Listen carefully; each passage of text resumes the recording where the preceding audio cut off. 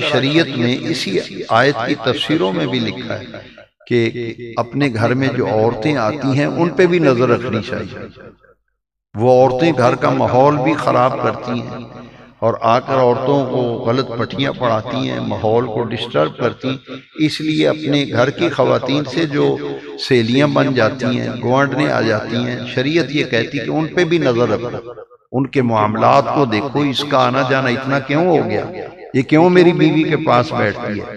یہ سہیلی کیوں بنی ہے میری بیٹی کی۔ شریعت یہ کہتی کہ ان چیزوں پر بھی نظر رکھو۔ اس لیے معاشرتی آداب، ان دو آیتوں کا آج میں نے انتخاب کیا، کیونکہ اس مرتبہ دروس کے اندر میں نے کوشش کی کہ میں اصلاحی باتیں جو ہیں ان کا زیادہ آپ کے سامنے پیش کرنے کا شرف حاصل کروں، کیونکہ جیسے ہمارے معاشرے میں بگاڑ پیدا ہوتا چلا جا رہا ہے، اس کی طرف ہمیں بہت زیادہ توجہ دینے کی ضرورت ہے۔